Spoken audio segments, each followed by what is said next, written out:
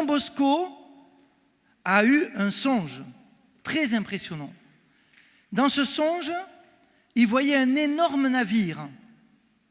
Ce navire, évidemment, représentait l'Église.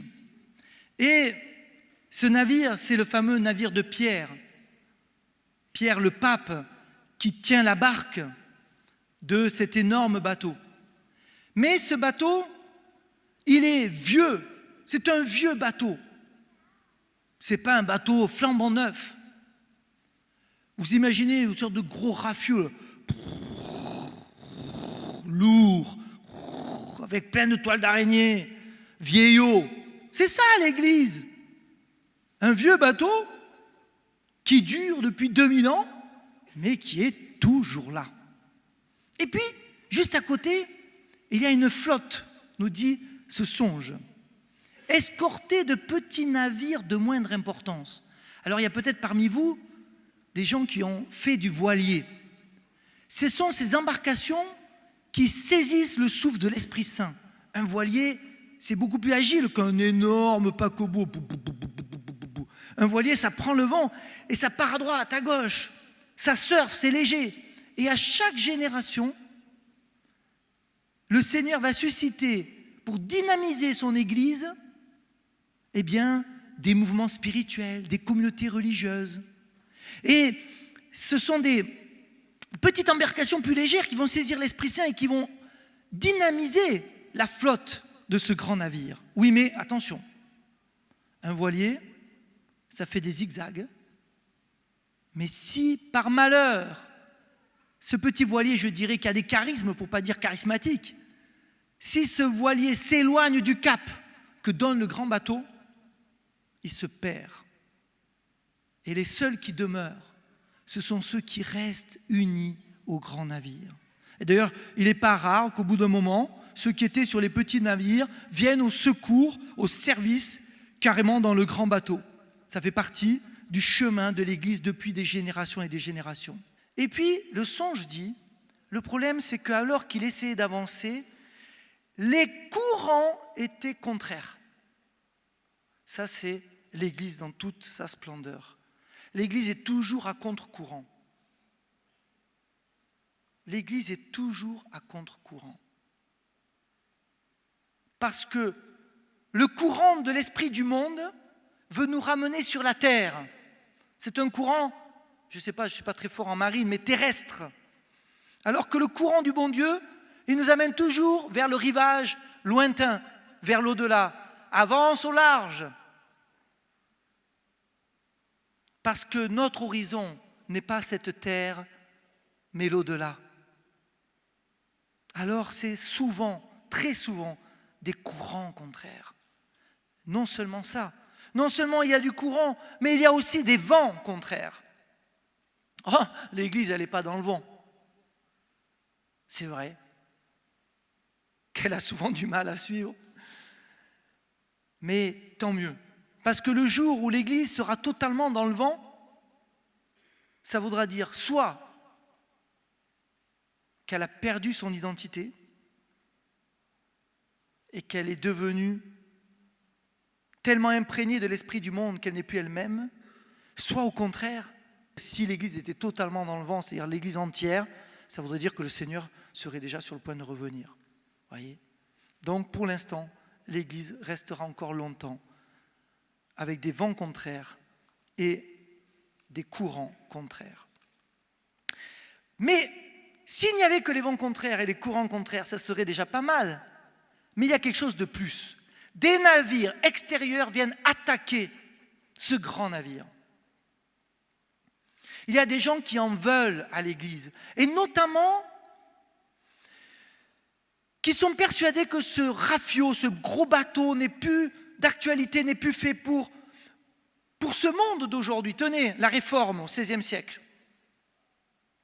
La Réforme, les protestants étaient sûrs, enfin, excusez-moi, avec tout le respect pour les frères évangéliques qui sont présents parmi nous, mais c'est vrai qu'on annonçait la mort de l'Église dans certains milieux protestants. Et voilà que le Seigneur, l'Esprit Saint, a suscité des Thérèse d'Avila que nous fêtons aujourd'hui, parce que ce sont seulement les saints qui sont capables de récupérer l'Église qui avait effectivement besoin d'un petit coup de renouveau, c'est vrai. Regardez le siècle des Lumières. Vous savez ce que disait Voltaire? Je vous lis dans le texte. Enfin, cette antique Église est révolue. Vive l'humanité! Et en revanche, qu'est-ce qui se passe? Dans ce siècle des Lumières, le Seigneur suscite des saints comme Don Bosco, qui vont relever l'Église. Hitler a dit, toujours dans le texte, « La Providence m'a appelé, moi, un catholique, pour qu'on finisse avec le catholicisme. Seul un catholique peut détruire le catholicisme. » Je ne sais pas si je l'imite bien, mais je n'ai pas besoin de bien l'imiter, qu'il reste là où il est. Seul un catholique peut détruire le catholicisme, c'est dans le texte. Il était sûr d'avoir tous les moyens pour détruire le catholicisme. Le nombre de prêtres qui sont morts dans les camps de concentration à côté de nos frères juifs, c'est démoniaque vraiment.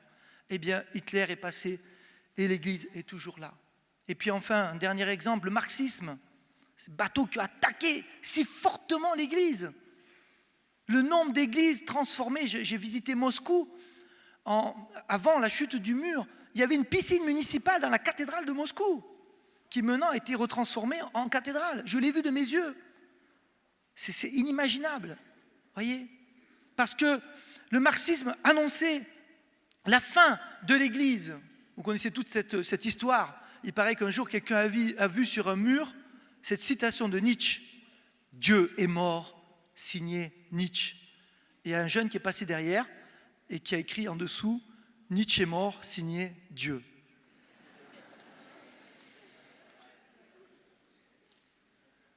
Si tous ces navires sont bien armés pour attaquer l'Église, le navire de l'Église est désarmé. Regardez bien l'image. Vous voyez qu'il n'y a pas de canon. Il n'y a pas de canon sur le grand navire. L'Église est toujours désarmée. Pourtant, c'est le grand Dieu vainqueur des armées de l'Ancien Testament. C'est le Dieu des armées, le Dieu Tout-Puissant qui est pourtant désarmé. Sans puissance, faible comme un agneau. Parce qu'à la violence, il ne répond que par la douceur et par l'amour. Et cette bataille se fait de plus en plus furieuse. Ces bateaux agressent ce navire qui est désarmé. Et alors, il se fait une lutte corps à corps.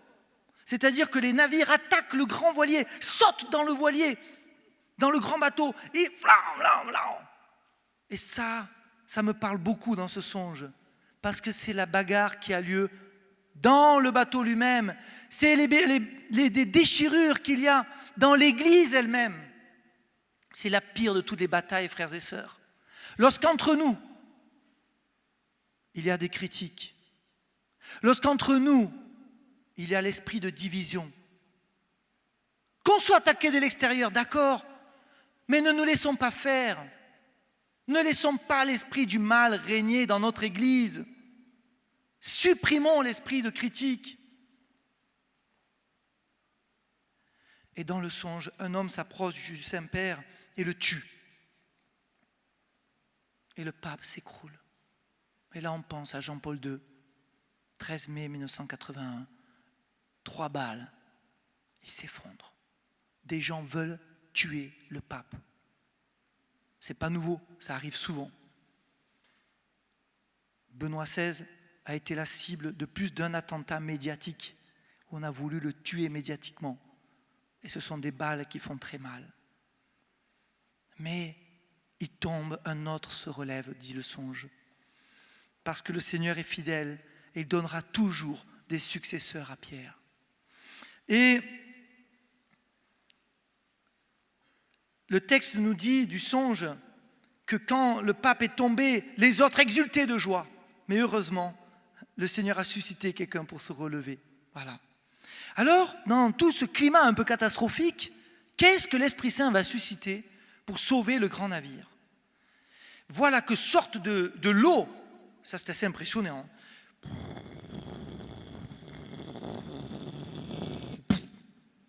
une colonne, la colonne de l'Eucharistie. Cette colonne qui sort de la mer dans le songe, et il y a l'Eucharistie dessus. Donc l'Eucharistie, non seulement célébrée dans la messe, mais aussi adorer. J'aurai toujours en mémoire, au cœur de cette tempête des JMJ vécue à Madrid cette année, le moment où ces 2,5 millions ou 3 millions de jeunes sont restés pendant 25 minutes dans un silence impressionnant, à couper au couteau, devant le Saint-Sacrement. Bouleversant. L'adoration du Saint-Sacrement. Chers jeunes, chaque fois que vous entendez parler d'une heure d'adoration, précipitez-vous. Ne laissez pas passer ces grâces-là. Jésus a tellement de choses à vous donner dans l'adoration. Celui qui adore comprend mieux la messe. Celui qui va vraiment à la messe avec son cœur comprend mieux l'adoration. C'est intimement lié. Et puis sur une autre colonne, hop, je fais un peu plus bas, hein, pas aussi gros que celle de l'Eucharistie, la Vierge Marie, notre maman du ciel. Elle nous a été donnée par Jésus. Priez le chapelet. Jean-Paul II l'a dit avec tellement de force. Chers jeunes, priez le chapelet. Priez Maman Marie. Elle nous a été donnée comme une mère. Une mère ne nous éloigne pas de Jésus. Vous voyez bien qu'elle est plus basse d'ailleurs. Hein, dans le songe, la colonne de Marie est plus basse que la colonne du Saint-Sacrement. Parce que Marie ne nous éloigne pas de Jésus, mais nous amène à Jésus. Elle nous protège comme une mère peut nous protéger. Mais attention, ce qui protégeait le grand navire, ce n'est pas seulement les 2 colonnes, mais c'est le souffle qui sortait de ces 2 colonnes. C'est la Pentecôte, c'est la ferveur. Si tu vas à l'Eucharistie sans ferveur, ça t'apporte rien. Si tu dis ton chapelet, je vous salue Marie, pleine de grâce, le Seigneur est avec vous, Sainte Marie, le Père Nuit, du chapelet, ça ne sert à rien. Il vaut mieux dire qu'une dizaine, mais avec son cœur. Marie, Mère de Dieu, prie pour moi, pauvre et pécheur. Prie avec son cœur, le souffle de l'Esprit, le souffle de la Pentecôte, dans la ferveur. Et le pape prend le gros navire et l'enchaîne, je dis bien l'enchaîne, entre les 2 colonnes. C'est ce qu'essayent de faire les papes depuis pas mal de temps. Vous remarquerez peut-être que Jean-Paul II, les 2 lettres apostoliques testament qu'il donne, c'est quoi? Le rosaire de la Vierge Marie et reste avec nous Seigneur. Marie et l'Eucharistie. Et qu'est-ce que fait Benoît XVI? La première lettre encyclique, c'est sur l'amour, et la deuxième, c'est sur l'Eucharistie. Et son 3e geste, c'est d'aller à Fatima, consacrer tous les prêtres du monde entier au prix de la statue de la Vierge. À Fatima, le 13 mai, vous voyez? Marie et l'Eucharistie. Est-ce qu'on est vraiment enchaînés? Si vous tous qui êtes ici présents, vous qui pratiquez, vous êtes enchaînés à l'adoration, à la messe et au chapelet, la ville d'Albi se transformera très vite. J'en suis sûr et certain. Pas parce que c'est le Père Onelu qui le dit, c'est normal. Le souffle de l'Esprit va agir et les victoires vont arriver. Je prie très fort depuis très longtemps pour qu'un jour, dans cette ville, l'adoration du Saint-Sacrement soit permanente. C'est un souhait très profond dans mon cœur qui est partagé avec d'autres prêtres qui sont ici présents, mais le Seigneur le donnera parce qu'il n'y a que lui qui peut le donner en son temps et en son heure. Mais je crois que c'est tellement important. Et enfin, je finis en disant que le navire est sauvé dans ce songe. Pas parce que, je ne sais pas moi, parce que, non, tout simplement, le navire est sauvé parce que quand le grand navire était enchaîné à l'Eucharistie et à Marie, les bâtiments ennemis se sont entretués entre eux. Ça, je trouve ça génial dans ce songe. Ce n'est pas la violence de l'Église, non. L'Église reste elle-même. Notre défense, elle est en Dieu. Et c'est tellement... Ceux qui nous en veulent se sabordent eux-mêmes. Si toi, tu restes fidèle à l'Esprit Saint. Mais je vous encourage, vraiment, frères et sœurs, à accueillir dans vos vies la confiance en l'Église guidée par le Saint-Père, l'amour de l'Eucharistie et la confiance en Marie pour avancer dans toutes les tempêtes de notre vie. Amen.